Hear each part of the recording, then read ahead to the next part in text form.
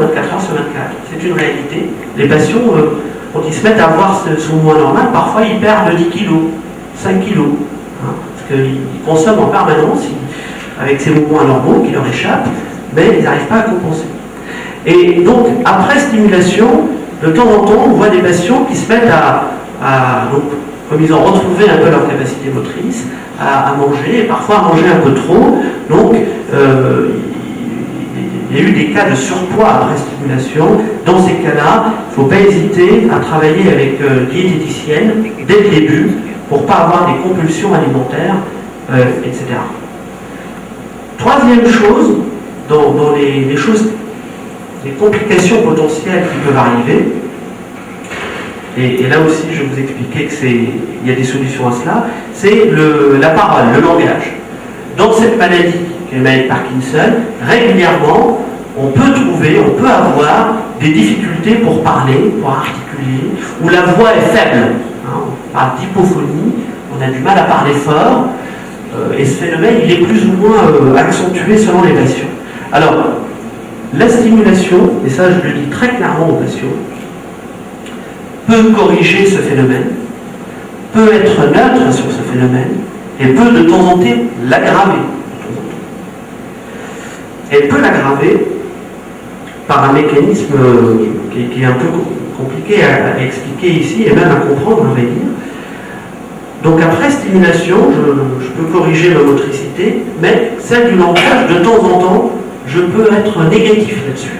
Alors maintenant, avec les nouvelles piles Activa-PC notamment, qui sont sorties depuis maintenant 2 ans, qui ont remplacé la Kinetra, il y a des solutions à cela. C'est-à-dire que si jamais, après stimulation, vous avez un effet secondaire sur le langage, on peut vous remettre une petite télécommande, et on va mettre un certain nombre de programmes.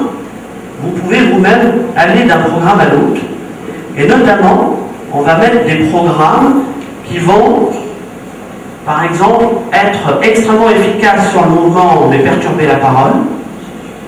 Et puis des programmes où c'est un petit peu l'inverse, on est un petit peu moins spectaculaire sur le mouvement, mais on respecte le langage. Et là, évidemment, on va vous apprendre à faire ça. Vous allez pouvoir dire, tiens, aujourd'hui, je suis tout seul à la maison, je vais parler à personne, je mets le programme maximal sur le moteur, même si ma voix est un petit peu perturbée. Demain, je vais parler à l'association Tunisie Parkinson, donc je vais changer de programme pour pouvoir parler un petit peu mieux. Voilà. Quatrième élément, et Inès l'a évoqué tout à l'heure, les complications neuropsychiatriques.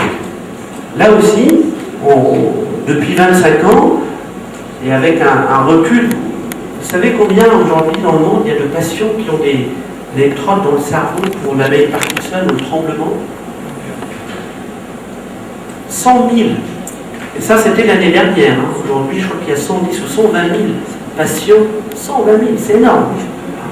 Donc, avec une telle expérience et un si grand nombre de patients, on a commencé à voir et à explorer certaines complications qui sont apparues d'ordre neuropsychologique et neuropsychiatrique. C'est quoi ces complications? Alors, je vous ai dit tout à l'heure, avant l'opération, on fait un bilan psychologique très minutieux, très précis, très pointueux, parfois avec psychologue et psychiatre, parfois avec psychiatre seul, psychologue seul, beaucoup d'échelles, on vous fait beaucoup de tests. C'est fondamental. Parce que si on détecte un trait psychiatrique particulier, on peut parfois voir ce trait psychiatrique comme certaines désinhibitions. Vous savez, il y a des patients qui sont très désinhibés, qui ne savent pas se retenir, alors qui parlent un petit peu de manière un peu trop familière avec les gens, qui n'hésitent pas à vous tapoter tout le temps alors que vous les voyez la première fois, qui vous prennent des choses, des personnes qui n'arrivent pas à se retenir. Voilà, on en connaît peut-être tous un ou deux comme ça, un collègue de travail. Alors, on sait que s'il y a une désinhibition très forte, avec la stimulation, ce phénomène peut s'aggraver. Donc, on va hésiter avant de proposer la stimulation à un patient qui a ça avant l'opération. Maintenant, Céline, vous avez posé la question, est-ce que la stimulation peut non pas aggraver un problème psychiatrique préexistant, mais en créer un? Et la réponse est oui. La réponse est oui. Qu'est-ce que ça veut dire? Ça veut dire que dans le cerveau, je reviens à la diapositive de différentes cibles, je vous ai dit, on stimule par exemple ce noyau-là, le noyau sous-thalamique. On va oublier à l'instant les deux autres. Alors, vous imaginez, regardez, j'ai une électrode, il y a du courant électrique qui stimule, et le courant peut diffuser un petit peu plus largement, d'un millimètre de plus par exemple, hein. Ça tient à rien. 1 millimètre de plus, je change d'endroit et je stimule une région du cerveau qui est à côté du noyau que je voulais stimuler. Vous voyez, mon courant électrique, il va un peu plus loin et je vais stimuler pas uniquement le noyau sous-thalamique qui est important pour la maladie de Parkinson, mais aussi, ici, alors je vous épargne le nom, peu importe, la substance noire par exemple, je vais diffuser le courant électrique à un endroit où il ne faut pas, que je ne veux pas stimuler. Parce que cet endroit, il est par exemple important dans l'humeur. Vous savez que nos pensées, notre subjectivité, elle a aussi le rôle, le cerveau a un rôle là-dedans. Le cerveau, il a un rôle quand on déprime. Le cerveau, il a un rôle quand on se sent pas bien. Le cerveau, l'activité du cerveau a un rôle important lorsque on sent une angoisse extrême. Vous voyez, quand ces phénomènes arrivent, c'est notre personnalité, c'est nous-mêmes, mais c'est aussi des endroits particuliers du cerveau qui travaillent à ce moment-là. Et si moi je vais les stimuler, je peux peut-être provoquer une angoisse ou un état de dépression. Ça c'est déjà vu. On a déjà vu des patients, quand on a commencé à les stimuler, ils ont eu des réactions psychiatriques importantes. Alors, qu'est-ce qui est important à savoir? Parce que avec tout ce que je vous raconte, bien la stimulation, on va l'oublier. Ce qui est important avec la stimulation, c'est deux choses. C'est que, premièrement, la stimulation, étant donné que c'est une technique réversible, vous reteniez ce mot, réversible, c'est-à-dire, je stimule, mais si j'arrête la stimulation, l'effet s'arrête immédiatement. Étant donné cette réversibilité, si j'observe, pendant la stimulation, si j'observe un phénomène psychologique ou psychiatrique, eh ben, je peux tout de suite arrêter et changer ma manière de stimuler. D'accord? Et pour ne pas, justement, faire diffuser le courant électrique ici. Et c'est là où, notamment la dernière génération de piles le fait encore plus, elle nous permet de plus en plus de dessiner le courant électrique, c'est très technique, hein, et vraiment de le faire diffuser uniquement dans le noyau que l'on veut, de ne pas aller à côté, de ne pas aller un millimètre trop loin. Alors, après, quand vous venez d'avoir une opération et que l'on commence à faire votre stimulation, on va faire des essais, hein, qu'on appelle les réglages. Hein. C'est une phase très très importante, qui est en général effectuée par le neurologue. Ça, on n'est pas là, mais c'est une experte dans ce domaine. Hein. Elle va paramétrer la stimulation, hein, parce qu'il y a beaucoup de choses que l'on peut changer dans la stimulation. Il y a l'intensité, il y a la fréquence, il y a l'endroit qui stimule, hein, puisqu'il y a 4 petits endroits au bout. Et tout ça a fait qu'aujourd'hui, en prenant ce temps et le temps nécessaire pour les réglages, si un effet psychiatrique apparaît, on peut tout de suite revenir en arrière et l'éviter. Voilà. Donc la réponse, est-ce que ça peut induire? C'est oui. Est-ce que c'est grave? C'est non. Puisque tout de suite, on va arrêter, le phénomène va s'arrêter, et puis on va régler autrement les choses. Ça veut dire aussi que si vous faites un réglage de stimulation à un malade, il faut voir non seulement comment il bouge, est-ce qu'il bouge mieux, est-ce qu'il marche mieux, est-ce qu'il a un ballon des bras, etc. Mais aussi, est-ce qu'au niveau de son raisonnement, de sa psychologie, de son angoisse, etc., est-ce qu'il a ressenti une différence? Il faudrait qu'il nous le dise. Là, je sens une anxiété, là, voilà. Il va falloir changer le mode de stimulation. Et on arrive toujours à trouver une solution où on a un courant électrique très spécifique du noyau point d'aiguille.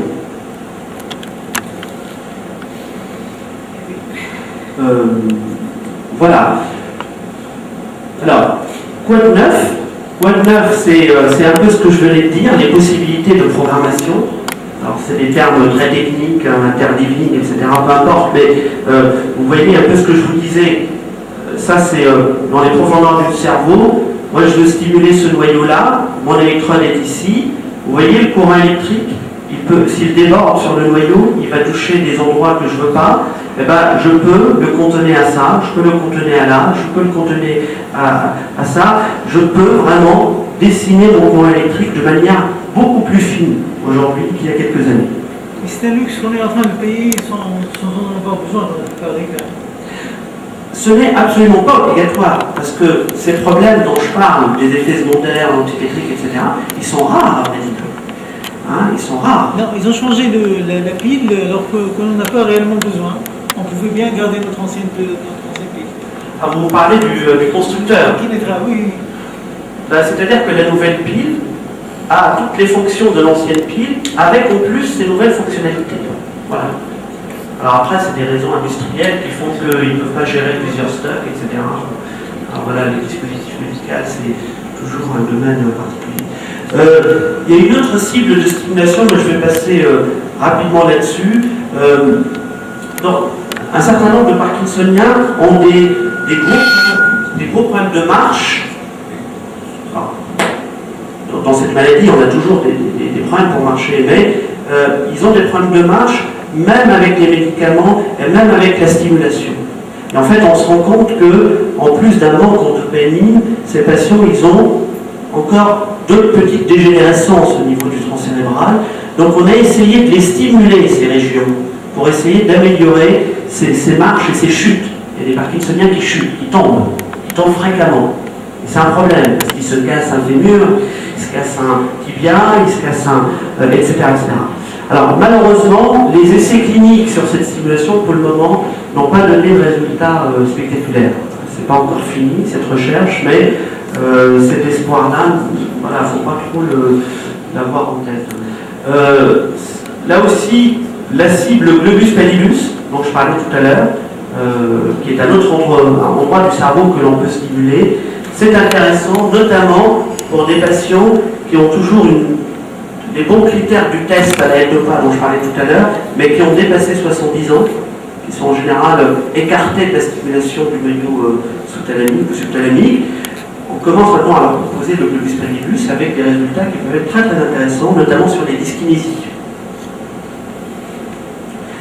La technique chirurgicale aussi connaît des raffinements en permanence. Maintenant, nous avons de plus en plus des appareils d'imagerie de type scanner pendant l'opération, pas uniquement avant et après, qui permettent, pendant l'intervention, de mieux contrôler le placement des électrodes.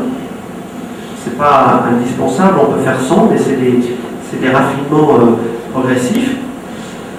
Et puis, voilà un petit peu le quotidien aujourd'hui de la stimulation. Qu'est-ce qui nous attend dans l'avenir? Qu'est-ce qui est en train d'arriver et qui aujourd'hui est au stade recherche? Tout ce que je vais montrer maintenant est plutôt au stade recherche. Alors, premièrement, il y a une étude sur la chirurgie plus précoce. Aujourd'hui, un Parkinsonien qui va à la neurostimulation, souvent, il a 15 ans de maladie, 10 ans, 15 ans, parfois 20 ans de maladie. Et on se rend compte que lorsqu'on stimule des patients qui ont 20 ans, 15 ans, 10 ans de maladie, même s'ils récupèrent très bien, même s'ils n'ont pas l'appétit, même si la réinsertion sociale, et professionnelle sont encore pire, est très difficile.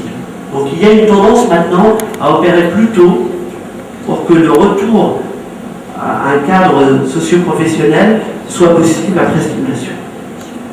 L'éducation thérapeutique, donc avec des équipes médicales, mais aussi infirmières, hein, c'est-à-dire accompagner les patients stimulés, leur dire ce qu'ils peuvent faire, ce qu'ils ne peuvent pas faire. Éventuellement, les nouveaux dispositifs peuvent parfois avoir une télécommande, notamment, comme je vous ai dit tout à l'heure, par exemple, quand j'ai un problème sur le langage, je peux changer d'un programme à l'autre. Donc là, il faut bien expliquer aux patients, parce qu'il ne faut pas trop jouer avec ces télécommandes. Pas les confier aux enfants, évidemment, quand vous allumez ou vous éteindre comme ça. Il faut être proche quand même, hein. C'est sécurisé. Et puis j'en reviens à la thérapie génique. car régulièrement vous posez des questions sur où en est la thérapie génique. Alors, là on change complètement de registre. Hein. La thérapie génique, c'est Zalaginette. Zalaginette, thérapie génique. Donc là, il n'y a pas de stimulation, c'est un autre chapitre. Il y a par contre des gènes que l'on peut injecter dans le cerveau. Alors ici, c'est le cerveau d'un animal, d'un singe, et qui peut restaurer la fabrication de la dopamine à l'intérieur du cerveau. Donc au lieu de prendre le comprimé, la dopamine se fabrique toute seule dans le cerveau et elle est sécrétée toute seule de manière permanente. Ça, c'est vraiment un espoir important qu'on a pour l'avenir. Et là, pour le coup, on peut espérer un jour se débarrasser réellement des médicaments. Puisque la dopamine, qui est responsable de la motivation aussi, va pouvoir être sécrétée aussi. Alors, c'en est où vous connaissez ce travail qu'on avait sorti en 2009 dans Science Translation Medicine sur la preuve du concept, sur le travail sur l'animal, le singe, et puis on a pu démontrer que ce modèle pouvait être traité avec une amélioration importante des mouvements, mais aussi une synthèse de dopamine, ce que ne fait pas la stimulation. La stimulation ne fabrique pas de dopamine. Et puis, ça nous a amené d'aller depuis l'animal vers une étude clinique cette fois-ci, chez le patient. Et je vais vous donner maintenant les résultats qui sont sortis il y a quelques mois de la première phase d'essai sur 15 patients, 12 en région parisienne, 3 en Angleterre, 15 patients qui ont reçu ces thérapies géniques. Donc là, on parle plus de singes, on parle d'êtres humains, de patients parkinsoniens. Et ces résultats sont sortis il y a juste quelques semaines, hein, il y a quelques mois. Alors, qu'est-ce que ces résultats ont pu démontrer? Eh bien, en fait, ces résultats sont vraiment encourageants. Parce que, premièrement, lorsqu'on fait une imagerie du cerveau, là, vous voyez une IRM du cerveau d'un patient qui avait Parkinson, et vous voyez ici les traces de là où on a injecté ces thérapies géniques par voie chirurgicale, avec un virus modifié qui n'est plus toxique et qui amène les gènes. Et vous voyez ici, là c'est ce que l'on voit un peu sur ce tracé, hein, en couleur cette fois-ci, c'est le manque de dopamine. Hein. Donc plus c'est rouge et jaune, plus c'est un désert de dopamine en gros. Hein. Donc là, un désert de dopamine. Pourquoi? Parce qu'il y a la maladie de Parkinson. Et vous voyez que 6 mois après la thérapie génique, vous voyez que ce désert s'est clairement atténué. Il n'a pas disparu, mais très clairement, ici vous avez un manque très important, hein, et là, le manque en dopamine s'est clairement réduit.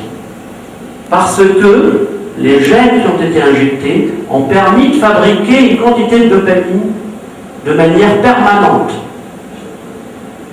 Et pas uniquement les premiers jours, alors que c'est injecté une seule fois. Deuxièmement, vous voyez... Vous êtes en injection le vecteur viral. Le vecteur viral. Vous l'injectez dans le noyau des cellules ou bien après il rentre tout seul dans la paroi du noyau? En fait, on l'injecte à proximité des cellules et après c'est le vecteur viral qui prend le relais. Donc là, si on prend un énorme microscope, le vecteur viral va traverser la cellule et le vecteur viral c'est comme un camion routier, va décharger sa livraison, qui sont les gènes vont rentrer dans la cellule et vont rester définitivement dans la cellule et ne plus la quitter. Et ces protéines... C'est des enzymes ou des... Ce sont les enzymes de biose. En fait, ce sont des gènes qui expriment les enzymes qui fabriquent la dopamine. C'est-à-dire, si je reviens ici, je ne vais pas sur cette diapo, pardon, mais ce sont les protéines qui sont des enzymes qui servent dans le quotidien, chez nous, à faire fabriquer la dopamine. Elles sont 3, elles sont au nombre de 3. la tyrosine hydroxylase, la dopa-décarboxylase et la cyclohydrolase 1. Peu importe, c'est de la technique, c'est des termes techniques, mais ce sont les 3 enzymes qui, lorsqu'elles arrivent à travailler ensemble dans une cellule, elles rendent la synthèse de dopamine possible et permanente.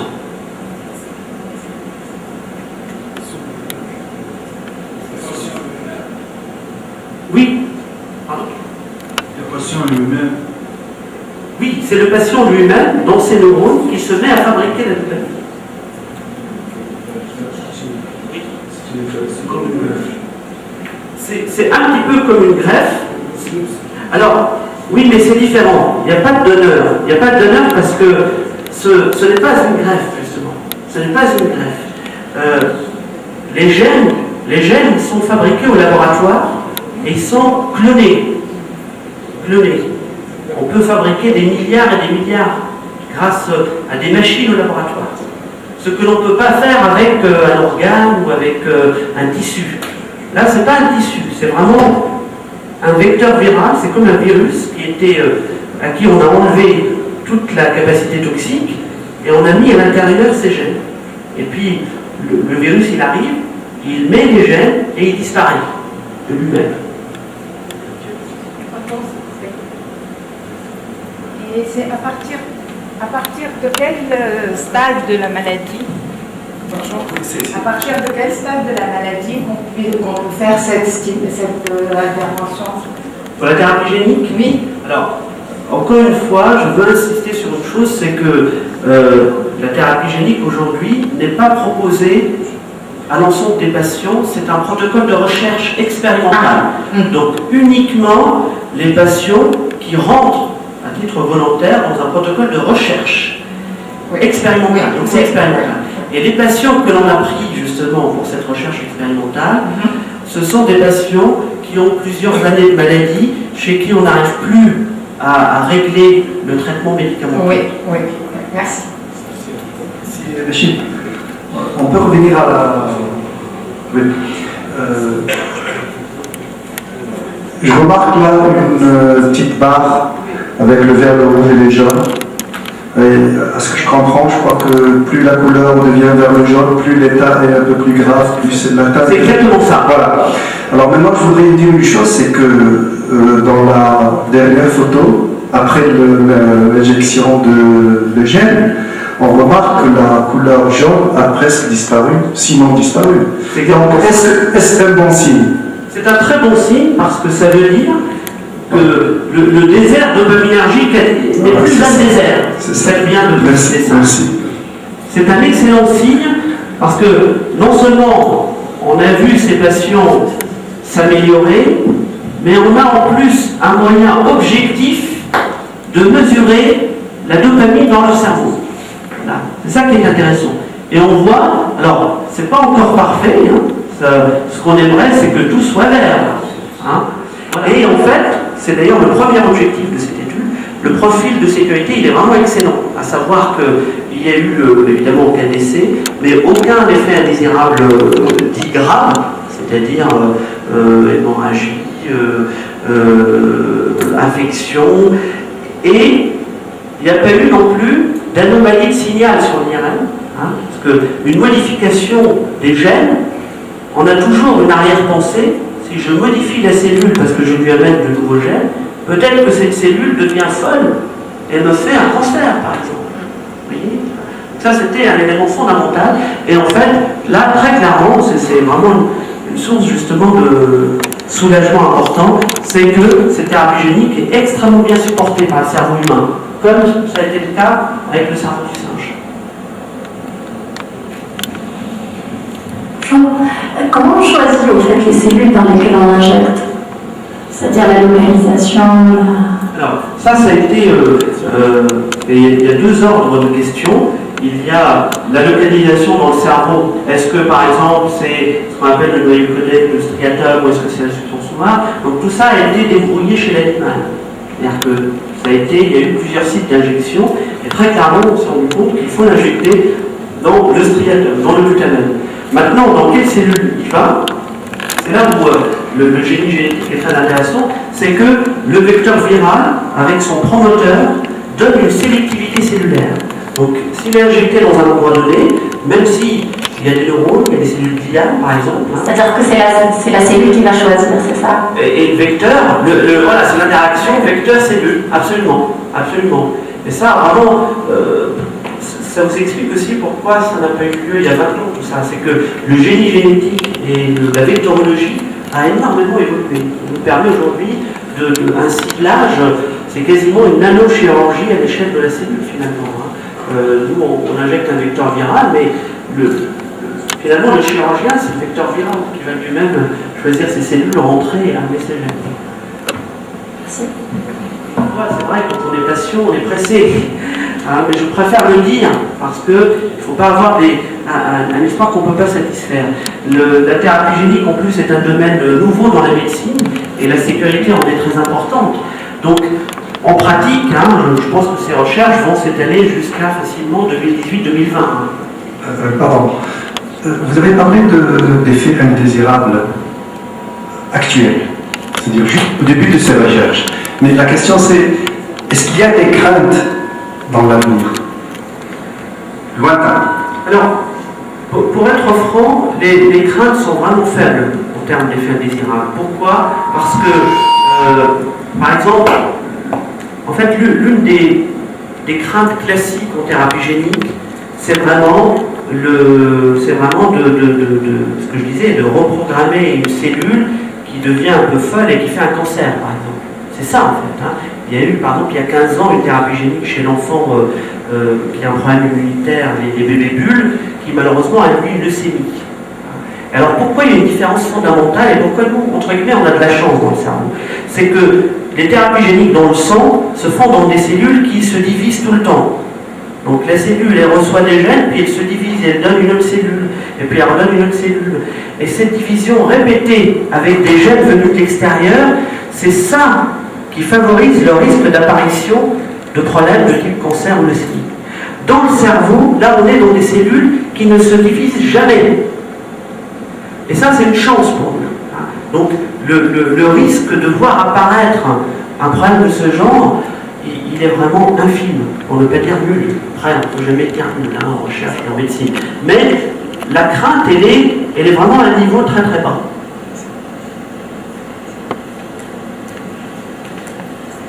S'il vous plaît, monsieur Béchet, on parlait un peu de la douleur de Parkinson parce que moi, chaque jour, j'ai le douleur.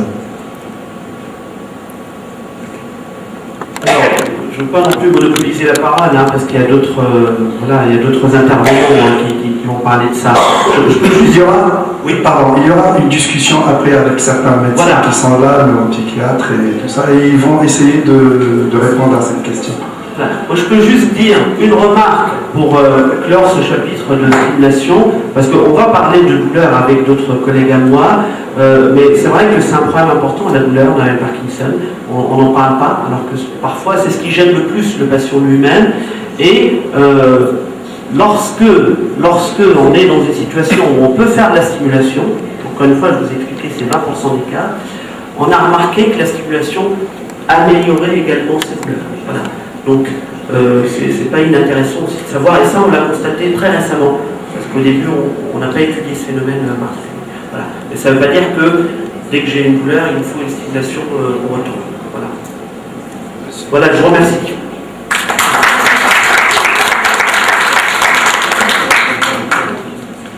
On a même remarqué que certaines formes génétiques répondaient encore mieux à la stimulation. Par exemple. Je voudrais savoir votre expérience par rapport à ce traitement et s'il a sa place en Tunisie.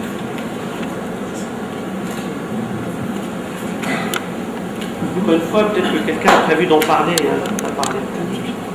Est-ce qu'il y a peut-être des orateurs qui voulaient parler de ça ou pas? Non.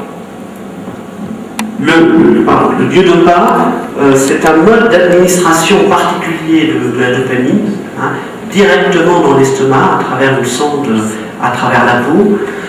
C'est un traitement qui s'adresse vraiment à des patients avec une maladie très avancée souvent, très difficile, avec aussi parfois des problèmes pour avaler, donc ils n'arrivent plus à prendre leurs médicaments par bord, sinon à chaque fois ils s'étranglent, ils font une fausse route ou une infection pulmonaire. Au jour d'aujourd'hui, c'est le Dieu-de-Pas a une place encore faible dans l'arsenal de traitement de l'hépatite. Et son maniement est un peu délicat aussi. Son maniement est un petit peu délicat. Nous, par exemple, dans l'hôpital où je travaille, on a une expérience depuis quelques années, mais avec un faible nombre de patients. C'est rare qu'on soit obligé d'en venir à la Dieu-de-Pas. Ça arrive, mais c'est un traitement délicat à instaurer. Et le besoin en Dieu-de-Pas, finalement, représente une proportion de malades vraiment faible. علاش؟ على خاطر احنا التوانسه معروفين، اول ما يسمع انسان بعمليه ولا حاجه عشان على طول يفزع. فهمتني؟ باهي. سي بشير بدا المكالمه نتاعو بكلمات على وقتاش تتعمل وليش تفضل. هذه حبيت نوضحه بالعربي لعل فما شكون يعني ممكن ما تبعش الكتاب. بالنسبه للاكت اوبيراتوار اللي هي العمليه يقول سي بشير انه تعمل ما يقارب 15 20% من المرضى كهو. يعني تقريبا 1 على 5 ولا 1 على 6. وسمى تيست هي يعني قياس يعملوه للمرضى. يقول انه المريض وقت اللي يقوم الصباح المصاب يقوم الصباح يبدا عنده ما يسمى بالبلوكاج، يعني جسمه واقف، الحركه صعبه، فهمتني؟ فما تصلب. في الوقت هذاك ياخذوا يعملوا له فحص شامل للحركه نتاعو للحاله اللي هو فيها. من بعد يعطيوه ماده الدوبا بكميه قويه شويه. بعد الماده هذه يشوفوا الحركه نتاعو شنو هي التحسن اللي فيها. فهمتوا كيفاش؟ واضحه؟ يلزم التحسن هذا يكون ما يقارب 50% من الحاله اللي كان عليها قبل ما خدا الماده. قبل الماده الحاله يسميوها هم عندهم بوان دو يعني سيانتيفيك يقولوا ايتا اوف، يعني حاله اوف، انسان كي اللي واقف. من بعد ما ياخذ الماده يسميوها حاله اون، يعني تسرح سيء ولا الحركه افضل. يعني هذه الحاجه الاولى كي تري امبورطون اللي هو الفحص هذا.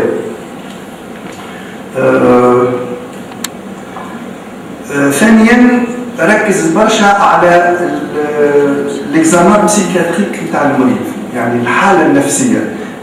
يقول انه لازم يعني دراسه للحاله النفسيه تكون دراسه يعني كامله، دراسه شامله، دراسه يعني فحص دقيق. علاش؟ على خاطر فما بعض المصابين تكون حالتهم النفسيه صعبه ومتقدمه، الحاله النفسيه تكون متقدمه. في الحالات هذه العمليه نفسها اللي هي عباره عن نبضات كهربائيه لبعض الخلايا في سيت معين في مكان معين، يقول انه العمليه ممكن تتاثر بالسلب على الانسان اللي حالته النفسيه صعبه، يعني ممكن تزيد اكثر في الحاله النفسيه، يعني تخليها اصعب من اللي هي كانت عليه.